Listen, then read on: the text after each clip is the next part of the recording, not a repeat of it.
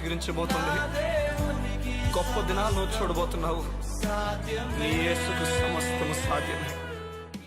Good morning దేవుని ప్రియ కుమారుడు, good morning దేవుని ప్రియ కుమార్తె, special good morning to you. సగమా, దేవుని లేఖనాలు ఎంత గొప్ప అంటే, దేవుని సేవకుడైన మోషే చనిపోయిన తర్వాత, మృతి పొందిన తర్వాత ఇజ్రాయెల్ అంతా అనుకుంటుంది, ఇప్పుడు ఎవరు నడిపించబోతున్నారు, ఎవరు ఇజ్రాయెల్ నడిపించబోతున్నారు. కొంచెం మనం అనుకుంటాం, ఇప్పుడు అయిపోయింది కదా, ఈ వ్యక్తి లేడు కదా, ఈ వ్యక్తి అన్నట్లుగా సహాయం చేయలేదు కదా, వారు చెప్పారు చేస్తానని, వీరు చెప్పారు చేస్తాను, వీరు ఉద్యోగం ఇస్తానని చెప్పారు కదా, వారు ఎన్నెన్నో వారి మీద ఎంతో మంది మీద మనం మనసు పెట్టుకుంటూ ఆలోచిస్తాం. వీరు వాగ్దానం చేశారు, ఉంటారు, ఇప్పుడు లేరు, తర్వాత ఏమవబోతుంది, తర్వాత ఎవరు నడిపిస్తారు, తర్వాత ఎవరు ఉద్యోగం ఇస్తారు, తర్వాత ఎవరు అని చెప్పి ఎన్నో విషయాలకు మనం బాధపడిపోతాం, ఇబ్బంది పడిపోతాం. ఈ ఉదయం దేవుడు నీతో మాట్లాడుతున్నాడు. దేవుడు యెహోషువను పిలిచి అంటున్నాడు, యెహోషువ నువ్వు నడిపించాలి, ఇజ్రాయేలును నువ్వు నడిపించాలి, నిర్భరం కలిగి ధైర్యంగా ఉండు యెహోషువ, నేను నీకు తోడై ఉన్నాను, నేను నిన్ను నడిపిస్తాను. చూడు దేవుడు ఏం చెప్తున్నాడు, ఇజ్రాయేలును ఎవరు నడిపించాలో మోషే చనిపోక మునిపే దేవుడు నిర్ణయించి ఉంచాడు. నువ్వు అనుకుంటున్న వ్యక్తిని నువ్వు వదిలేసినందుకు, నేను మోసం చేసినందుకు, నీ జీవితంలో జరగకూడని ఒక కీడు జరిగిపోయినందుకు ఇప్పుడు నీ జీవితం ముందుకు లేదని చెప్పి నిరాశపడిపోతున్నావేమో.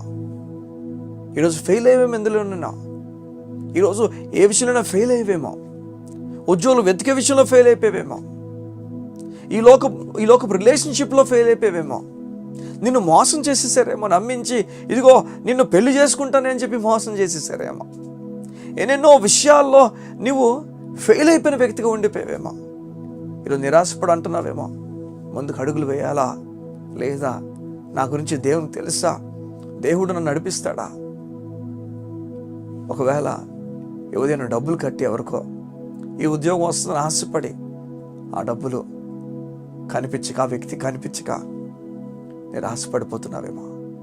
ఏదైనా దేవుడు నీతో మాట్లాడి చెప్తున్నాడు, నేను నీకోసం బలమైన విషయాలు సిద్ధపరచుంచాను. చూడండి, ఆయన తన సొంత కుమారుని కోసం ఇస్తే, మన పాపాల గురించి ఇస్తే నేను మర్చిపోవడం, నీ పైన గంభీరమైన ప్రేమ కలిగి ఉన్నాడు, గొప్ప కార్యాలు నీ కొరకు చేయబోతున్నాడు. నిరాశపడద్దు. చూడండి, ఒక తండ్రి బిడ్డను ఎలా అయితే పట్టుకుని వెళ్తాడో అలా దేవుడిని పట్టుకున్నాడు. ఉదయాన్న ఈ దృశ్యం చూస్తున్నావా?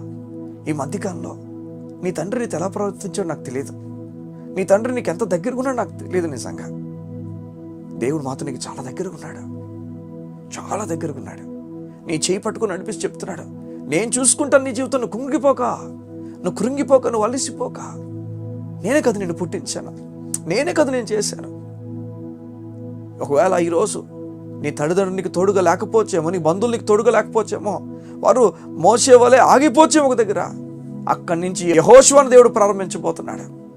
నువ్వు చూడబోతున్నావు దేవుని కార్యాలతో నువ్వు ముందుకెళ్ళబోతున్నావు. కళ్ళు మూసుకుంటావా? నీ గురించి ప్రార్థన చేస్తాను.